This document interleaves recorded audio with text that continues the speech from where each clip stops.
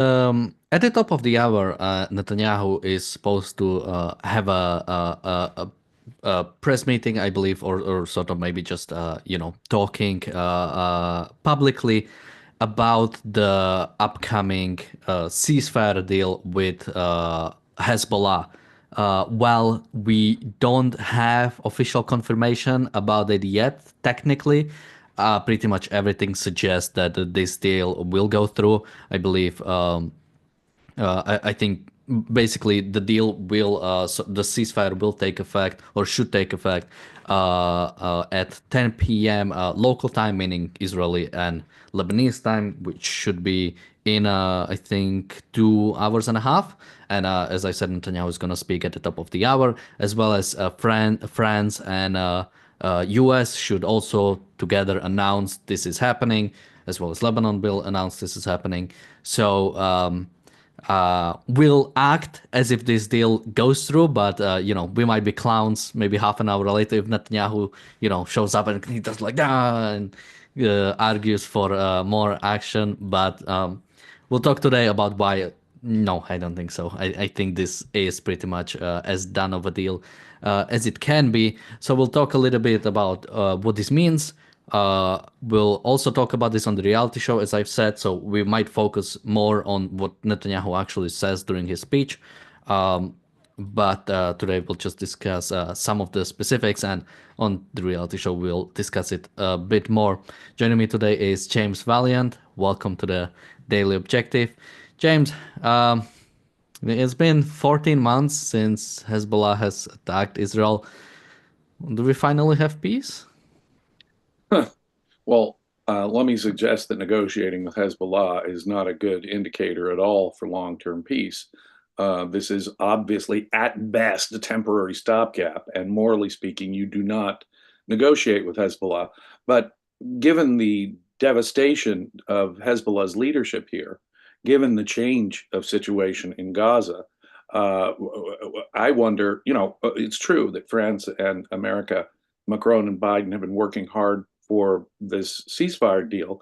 But the question is the Lebanese government. Are they dealing with the Lebanese government? Who are they negotiating with or through?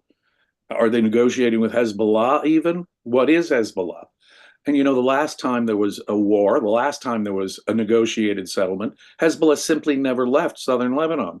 The agreement was they would leave the area south of the Litani River, and they never did. And we're talking about, like a 35 to 45 kilometer area south in the southernmost area of Lebanon. Hezbollah never agreed. And the Lebanese government did nothing about it. They just allowed Hezbollah to continue to operate. And that's the thing. If Lebanon, the ceasefire here itself is going to allow Hezbollah to continue to exist just north of that river. Okay, an armed militant group of people who want to destroy one of your neighbors, government of Lebanon, is allowed and sanctioned to exist in your country at all, that would seem to me a big no for any negotiation. And it's interesting because I understand it's like a 2-month ceasefire so that there'd be a transition period wherein the Lebanese army would come into the area south of the river and Hezbollah would leave. Now, that never happened. That never happened 25 years ago. Never did happen. So it's a test in effect, I guess. It'll be a test to see if the Lebanese government can do anything about Hezbollah. And if they can't do anything about Hezbollah, then we're back to status quo ante, and Israel has every right to continue. I mean, just within the last 24 hours, of course, there've been all kinds of bombings. We've got southern Beirut has been pretty badly bombed.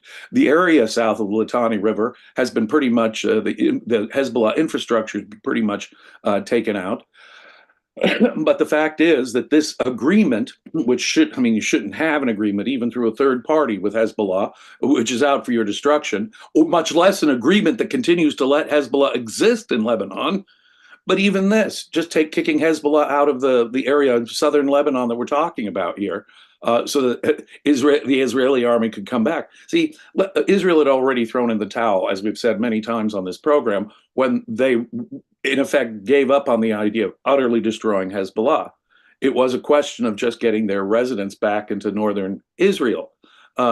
Tens of thousands of Israelis have been displaced from northern Israel because of the murderous attacks, as you point out, that have been going on since almost October 7th itself. So since October of last year, Hezbollah has been attacking with sympathy. And none of this really matters unless we get Iran to sign on the dotted line. I mean, it's insane to think that, and who would want Iran to sign on the dotted line? Iran's leadership can be trusted no more than Hezbollah's leadership can be trusted. But even an agreement with Hezbollah is meaningless unless Iran has been dealt with in some effective way. And that won't be my negotiation, I can assure you. No, so obviously it's a pragmatic stopgap, which doesn't really protect Israel. It sanctions the continued existence of Hezbollah within Lebanon. So there is no long-term benefit to Israel from this, in effect. The only benefit that you might even conceivably imagine is that there's peace for 2 months until what? A new U.S. administration comes in? I mean, it's amazing to me that one of the sticking points in the negotiation was Israel saying, well, geez, if Hezbollah violates the ceasefire agreement, then we'll go back to resuming our attacks on Hezbollah. What? Wait, huh? No, of course, if the other side violates the agreement's off, and we can go back to what we were doing before.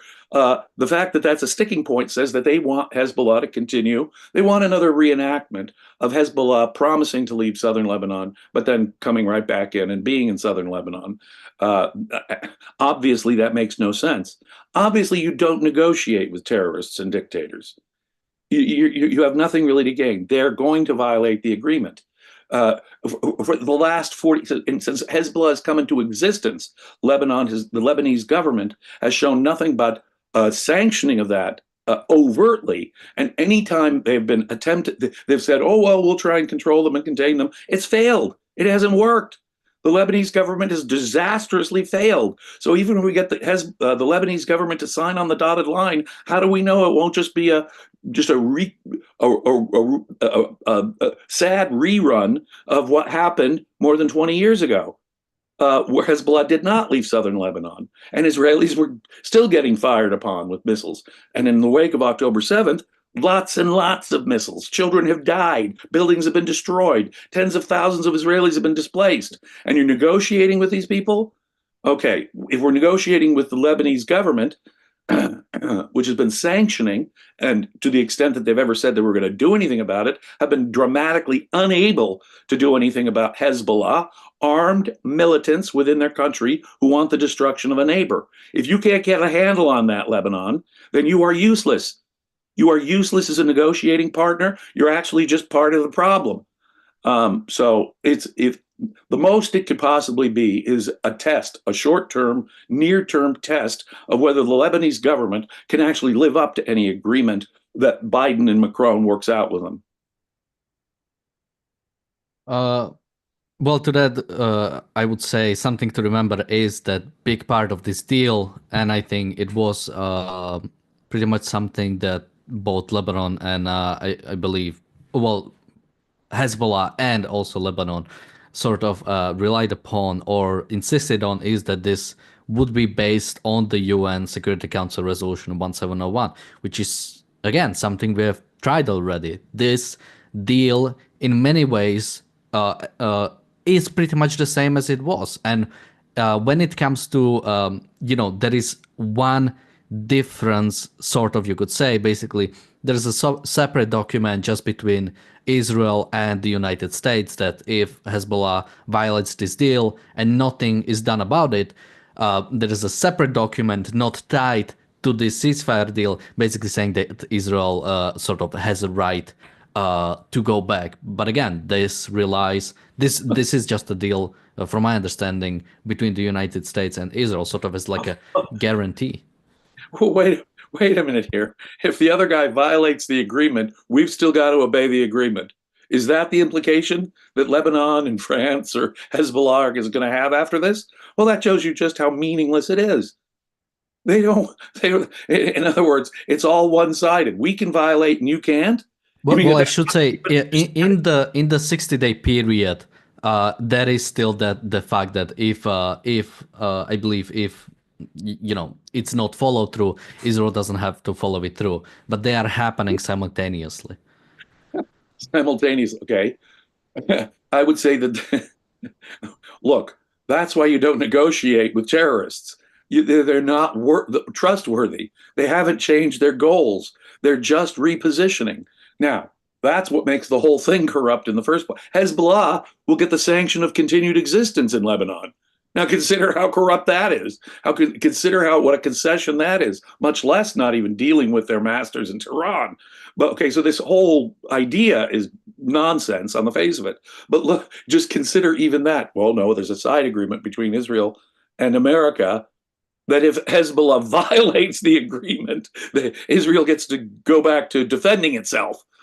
Now, the fact that that's not the universally understood proposition here shows you just how corrupt and bad faith and what terrible bad faith the other side is negotiating. And of course, that can't be relied upon. You know, that $5 will get you a cup of coffee at Starbucks. It's worth nothing. So there's this idea, and we've talked about it, about Hezbollah negotiating, and someone in the chat is saying excellent points. Why is the negotiation with Lebanon and not Hezbollah? So one thing to remember is that Hezbollah is a terrorist organization, and oftentimes, even I think United States or Israel, for that matter, want to preserve this idea of we don't negotiate with terrorists. So there is an intermediary which you are still negotiating with terrorists, you're just not doing it directly, so we can sort of preserve that I don't that care if it's idea. Qatar. I don't care if it's France. I don't care if it's the government of Lebanon. You don't negotiate with terrorists. Oh, yeah, and I do care to some extent that it's Qatar and Lebanon because they have shown nothing but a willingness to sanction the worst terrorists in the world. So, yeah, you're still negotiating with terrorists, often through dubious people, because terrorists talk to them. Yeah, and so recently we haven't seen, or I at least haven't heard from Hezbollah much, which is not surprising. On one hand, they have been destroyed to large extent, but also I think really I think the Western nations, I think France and US don't want it to seem as if Hezbollah is too much at the table again, so they don't. It doesn't seem like they negotiate with terrorists, and this sort of because we don't have information about why we don't hear much from Hezbollah, it could be there could be a positive aspect from it, which I'll just say just so it's out there, but I don't think it's actually the reality. And it's sort of like this: you can have negotiations without you can have negotiations about someone without that person. I mean, just think of Munich negotiation. Basically, Czechoslovakia or a land of Czechoslovakia was given to Nazi Germany while Czechoslovakia wasn't there. And, Czechoslovakia, and they were basically thrown under the boat because of that, under the bus. But you could say Czechoslovakia could still basically disagree with the deal, but because of this deal, France and UK said, yeah, you can disagree, but we won't help you. And in this, so from some good way, it could basically be, hey, we don't even care what Hezbollah thinks. We're just going to agree that Hezbollah is getting north of Litani River, and they don't have to agree, but we'll kick them out if necessary. I don't think this is the case here. This is like an optimistic scenario that I think would pretty much would go against everything that has happened until now. Just a sort of like a possible explanation. I have significant doubts as to whether or not the government of Lebanon could actually do what the terms of the ceasefire agreement are, or really even want to. And as for, this is the same, though, kind of appeasement of dictatorship and violence. That's the same. Yeah, when the West signed over the Sudetenland to the Nazis, that was total compromise. That's total sanction of evil. You don't stop someone by giving them what they want and rewarding them for their aggressions along the way. And that, in effect, is the same kind of compromise that's going on here. I mean, I don't trust the Lebanese government. I don't trust the Lebanese government at all. They failed before, and we need guarantees now, and guarantees that the Lebanese government can't really provide. It's caving in. It's caving in to evil and terrorism to say that Hezbollah could continue to exist. So it's, in effect, it's the same kind of appeasement that can only encourage more violence.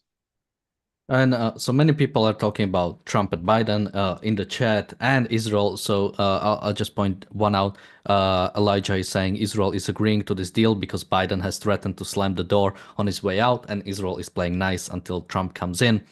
As much as I would like to agree with that, I think you are putting too much faith in Israel. I don't think Israel has shown anything.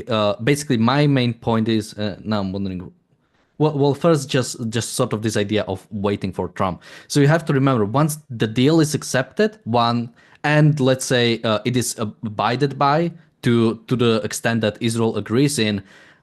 Once you have that, and Trump comes in, and you let's say you have a ceasefire in Hezbollah, Israel will have Israel will not start a new war. Israel will have no political capital for that, no international capital, and probably even no political will. So trying to think of it as like, oh, let's just have a ceasefire now and we can declare war later, that would require basically someone to be behind it. I don't think it's sort of like saying, let's just have peace with Iran for now. We can, or let's just have peace, ceasefire in Gaza now. And if they, if they break it, we can go in again. I mean, there was a ceasefire before October 7. Hamas has broken it, and even to the extent it was broken, Israel is not able to fully go back in. So trying to sort of use this negotiation as just we'll just quickly negotiate, recover, and then go back in. I think it's really naive at the very least, and that's why I don't think this is the case. I mean, again, not if I can think of that, Netanyahu is not dumb. It's not like he thinks. I don't think he views this as let's just have a ceasefire now and we can go back in later. That's exactly it. By agreeing to the ceasefire now, he's in effect put himself on the hook to not do anything else so long as something dramatic doesn't change. And we need something dramatic to change. Netanyahu has unfortunately committed himself to a kind of violent sanctioning continued existence of Hezbollah should at least the big terms of this agreement not be violated in the near term. So 2 months from now, if there hasn't been some major act of violence on the part of Hezbollah, Israel is committed. Will not have the political oomph, either domestically or internationally, as you point out, to do what needs to be done, utterly destroy Hezbollah. No, and Israel will now again be kind of stuck, given their sanction of the situation, until the next time there's an attack. Exactly correct. Exactly correct. Now, the fact that it is 2 months, wouldn't it be wonderful to think that Israel is thinking, okay, we'll sign whatever agreement there is, and then when Trump gets in, he'll allow us to resume the destruction of Hezbollah. But that's wishful thinking, my friends. Yeah, I think it's sort of. I think it also relies too much that Trump would be in favor of action in Lebanon. I think while he has been, I think, a bit stronger on Iran and even Gaza, or maybe not even him, but let's say his secretary. I think when it came to Lebanon, he was pretty much on par with Biden. He was saying we should have a peace in the north. We should, there will be peace before I coming into office. So, unless I don't know what Netanyahu and Mr. Trump have been talking about, but they have been talking and their people have been talking. And I don't know what Trump's intentions with Iran are, or much less Iran's various, subsidiaries and affiliates. I don't know, but I agree with you. I think it would be totally wishful thinking. Now, what the questioner did bring up was a good point. It does at least push Biden's sanctions off and at bay, and at least Biden will probably still veto UN resolution. Those evil UN. Now think of what I'm saying here. The fact that America will continue to veto anti-Israel resolutions in the UN or not sanction them in terms of the military aid and military sales that the U.S. does with Israel. I mean, that's a sick situation. And I can't, as you point out, I can't believe that this is actually going to improve the situation even 2 months hence. That's the problem. Israel is already sanctioning evil right now with this ceasefire to the extent that they would be stuck with a perfectly un you know a situation in which they're still subject to the ongoing violence of Hezbollah emanating from Iran. Yeah, uh something on that, I would probably add sort of this idea of Biden threatening with not vetoing sort of UN Security Council resolution. I think there is a the assumption is that Israel doesn't want this ceasefire, and I think here is where I make my biggest point. If uh, if what Israel or Netanyahu has set out to do, which from the onset it was all about returning the Israeli civilians to the back to the north. Basically, you still have tens of thousands of Israelis that cannot be in the north because of Hezbollah's threat there. IDF has just reached the Litani River, first time in decades, pretty much. So they are almost in complete control over south of the Litani River, which is the sort of region we are talking about when it comes to this ceasefire. And if your only goal is returning the civilians home, nothing else, the thing is, there is nothing else to do. I mean, if that's your goal, you are pretty much done. The only difference could be is if your goal from the onset was Lebanon is complicit, which it definitely is complicit in allowing Hezbollah to exist and supporting it for such a long time, and your goal would be targeting Lebanon itself and Hezbollah itself, a complete destruction of Hezbollah. Because again, as I've said, IDF is at the Litani River. The only way to go next is north. And that's where you get to the point of, this is no longer about just Hezbollah. And unless you wish to tell me that Israel recognizes that Lebanon is the enemy, and is willing to actually do something about it, because you might have that recognition, but the political capital and the political will to do something about it, um, If I we think they just like this deal. I mean, there is nothing else to do, unfortunately, and from if their perspective. now hopefully I mean history doesn't give us much hope, does it?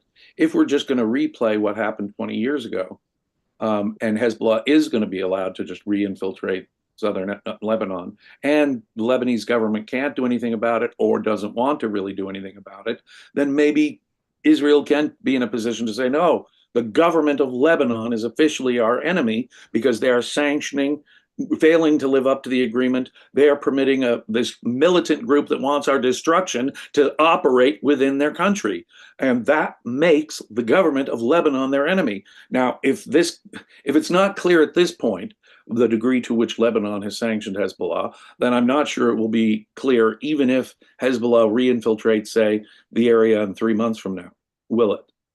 So I think you're right. I think that diplomatically Israel is screwed by even be participating in such a ceasefire deal because what if the government of Lebanon fails or wants it or goes along with it so that Hezbollah once again reoccupies with its military hardware southern Lebanon, which is exactly what happened 20 years ago. Hezbollah was never really driven out of the area. Whatever agreements, whatever UN resolutions, whatever the flapjaw of the Lebanese government, it never happened. Yeah, I mean, when it comes to a sort of the ways to enforce this deal, well, you have UNIFIL. There is going to be this separate body led by a American general and with I think a bunch of other generals from other nations, which is supposed to oversee this. As well as this is still technically part of the UN 1701 Security Council resolution. So there's those mechanism. There is that separate agreement that between America and Israel that if attacks happen by Hezbollah, Israel has a right to respond. And part of this deal is, I think, also Israel's ability to basically target. Uh, I think. Well, let me get the right wording just so I have it correctly. Um, Yeah, basically intersect armed transfers between Syria and Hezbollah, which was also a big deal when it comes to this. Basically, that's why Israel is active in Syria. Is that all their arms, all the Hezbollah arms are coming from Syria. So Yeah, there where are do they get it? 5 different mechanisms. Most of them were already active for 20 years. Uh, I think that was enough to convince or sort of agree by. I mean, the whole fact that Hezbollah is, agreeing to this should, I think, give you enough worry. But that's what Israel agreed to, and if it thinks this will be enough, we'll have to see. But I'm skeptical. Enough. It's obviously counterproductive, as you were just pointing out earlier. It's terrifically counterproductive. I mean, it's totally insane, it seems to me, to be negotiating a ceasefire with Hezbollah. Now, like I say, in the back of my head is this fantasy that I know isn't true, that that Israel is just playing Lebanon and Hezbollah and buying time, and they will be perfectly happy to violate any agreement that they have. But that's, like you point out, utterly wishful thinking. They Israel means it, and they're now on a sort of a sanction hook, where that if superficially it looks good for the next few weeks, they're stuck. They're stuck with an armed militant group in the country just north of them that wants their destruction. And that's what they're agreeing to, Daniel. They're agreeing to the continued existence of Hezbollah in Lebanon. A shameful thing, truly. Yeah, so we'll, as I've said, if in it should happen in 3 minutes, if Netanyahu comes out and say, I don't agree to this deal, we'll take back everything we've said, Take back everything. this episode. But as I've said, most likely to go through. We'll continue. I'll nominate him for an award if he comes out and says we refuse to negotiate with Hezbollah even through intermediaries. Yes, wouldn't that be wonderful? But I don't expect that. I honestly So don't. we'll continue talking about this on the reality show in just about a few minutes, as well as I'm not sure if we'll do the live sort of reaction to Netanyahu's speech because I believe it's supposed to be in Hebrew. We'll have Alex on the show, so maybe she can translate, but maybe we'll just roll back later or comment. Because many Western medias will be looking at it. So maybe we'll just do quick briefs of what he says. Thank you, Bonnie, for the super chat. And as I've said, we have the reality show coming up in just about a few minutes or so. Thank you, James, for joining me today. Thank you, everybody, for watching. We'll see you on the reality show in just about a minute or so. Bye bye. Dave.